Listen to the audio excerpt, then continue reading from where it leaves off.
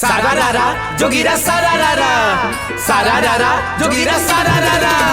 सुग्रीव भैया जिंदाबाद जिंदाबाद जिंदाबाद। सुग्रीव भैया के चुनाव निशान है पिचकारी।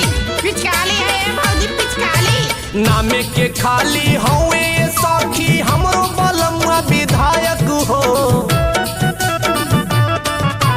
नामे के खाली हवे सखी हमरो बलमुआ विधायक हो। होलिया में हरे होलिया में हमरा ला कुछ न लइले बाटे बलमुआ नालायक हो। होलिया में हमरा ला कुछ न लइले बाटे बलमुआ नालायक हो।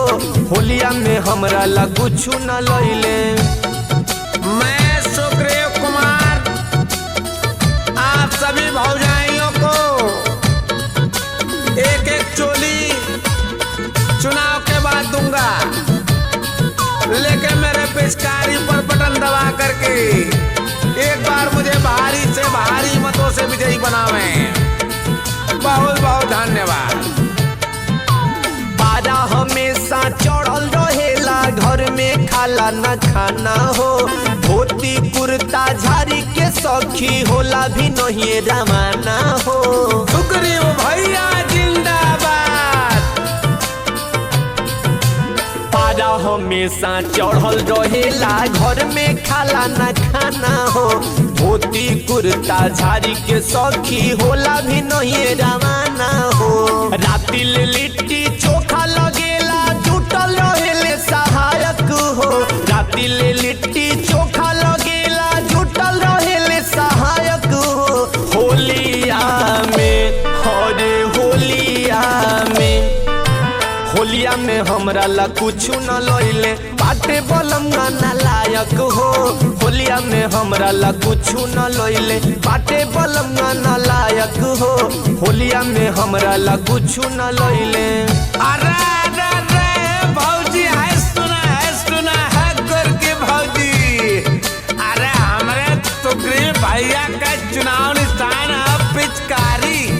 अब पिचकारी के सामने वाला बटन दबैया जाके और हमारे सुग्रीव भैया के जितैया तब मिली चोली होली में। जब से चढ़ल बा फागुन तब से जियरा मोर जरवले बा। टोला मोहल्ला सगरी दारू बाजन के जुटौले बा। नहीं हम पियक्कड़ नहीं है। जब से चढ़ल बा फागुन तब से जियरा मोर जरवले बा। टोला मोहल्ला सगरी दारू बाजन के जुटौले बा।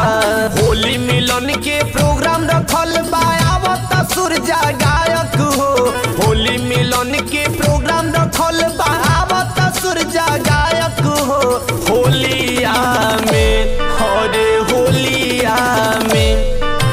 होलिया में हमरा ला कुछ न लइले बाटे बलमुआ नालायक हो। होलिया में हमरा ला कुछ न लइले बाटे बलमुआ नालायक हो। होलिया में हमरा ला कुछ न लइले कुछ न लइले।